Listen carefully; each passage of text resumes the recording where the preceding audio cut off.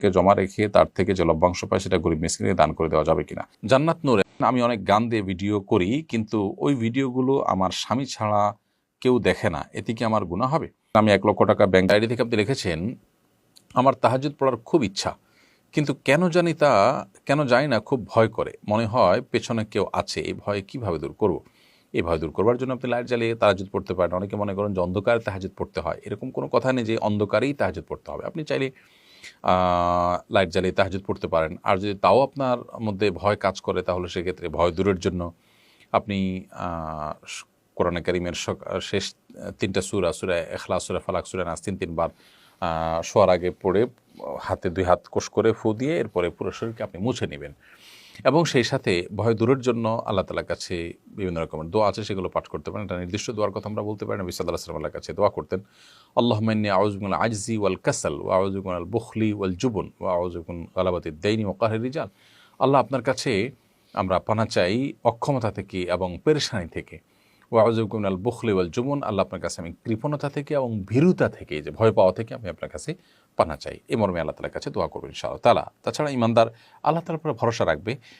আল্লাহর পর ভরসা যত মজবুত হবে, তত ইনশাআল্লাহ বিদিনা তার ভয় বিদরিত হবে। সাজিদুর রহমান আপনি লিখেছেন, আমার পিতা মারা গেছেন, পিতার নামে যে জমি আছে তা থেকে কিছু অংশ মসজিদে ওয়াকফ করা যাবে কিনা। পিতা মারা যাওয়ার পর পিতার নামের জমি ওয়াকফ করতে হলে সকল ওয়ারিসদের অনুমোদন লাগবে, কিংবা পিতার ওসিয়ত লাগবে। পিতা যদি ওসিয়ত করে যেতে থাকেন তার জীবদ্দশা, যে আমার মৃত্যুর পর আমার সম্পদ থেকে তোমরা মসজিদ নির্মাণ করবে এবং মসজিদের জন্য জমি ওয়াকফ করবে, এরকম যদি ওসিয়ত করে থাকেন, তাহলে সেটি কার্যকর করতে হবে, যদি সেটা পিতার টোটাল সম্পদের 1/3 বেশি না হয়। যে ওসিয়ত করেছেন যে এতটুকু জায়গায় বা অমুক মসজিদে এই জায়গাটা দিবা, তাহলে এটা তার টোটাল অ্যাসেটের যে ভ্যালু, সেটার 1/3 ভেতরে হলে সে ওসিয়ত কার্যকর হবে। 1/3 বেশি হলে 1/3 পর্যন্ত কার্যকর হবে, বাকিটা আর কার্যকর হবে না।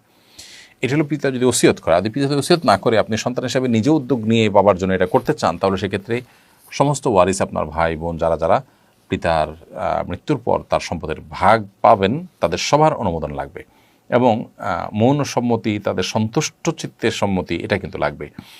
কারণ মানুষ মারা যাওয়ার সঙ্গে সঙ্গে তার সম্পদের মালিকানা চলে আসে তার সন্তানদের কাছে, বিধায় সন্তান এবং ওয়ারিসদের কাছে, বিধায় এখন আর মৃত ব্যক্তির আসলে মালিকানাটা নেই। আপনি চাইলেই সেটা যা খুশি করতে পারেন না, ওয়ারিসদের অনুমোদন লাগবে।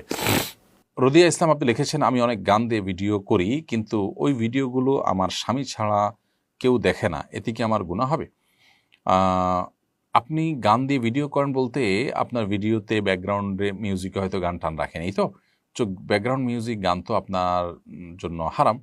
সেক্ষেত্রে আপনার স্বামীও যদি সেটা দেখে, তিনি হারাম কাজ করবেন। আর যদি আপনার নিজের গলার গান, আপনার কণ্ঠের গান দিয়ে আপনি ব্যাকগ্রাউন্ড সাউন্ড দেন এবং ভিডিও তৈরি করেন, সেটা শুধু আপনার স্বামী দেখেন, তাহলে সেক্ষেত্রে কোনো অসুবিধা নেই। আপনার স্বামীকে আপনি গান শোনাতে পারেন খালি গলায় কিংবা ভিডিওতে, সেটা একান্ত আপনার এবং আপনার স্বামীর বিষয়, সেখানে মিউজিকের সংযুক্তি না থাকলেই চলল। আফরোজা খাতুন আদুরি লিখেছেন, আমি 1,00,000 টাকা ব্যাংকে জমা রেখে তার থেকে যে লভ্যাংশ পাই সেটা গরিব মিসকিনকে দান করে দেওয়া যাবে কিনা। সুদী ব্যাংকে টাকা রেখে সেটা ইচ্ছাকৃতভাবে লভ্যাংশ পাবো দান করার নিয়তে, এরকম করা জায়েজ নেই, হারাম। কারণ আপনাকে হালাল টাকা আল্লাহ দান করতে বলেছেন। হ্যাঁ, যদি আপনার ইচ্ছার বাইরে এসে গেছে, এখন আপনি এটা দান করে দিচ্ছেন, সেটা ভিন্ন বিষয়। আপনি সোহাগ লিখেছেন, আমি একজন মুসলিম হয়ে হিন্দুদের বিয়ের অনুষ্ঠানে কাজ করতে পারবো কিনা। যদি পুজো সংশ্লিষ্ট বিষয়ে প্রত্যক্ষ সহযোগিতা থাকে, সেটা আপনি করতে পারবেন না। আদারওয়াইজ এমনিতে তাদের কোনো আনুষ্ঠানিকতায় হেল্প করতেই পারেন।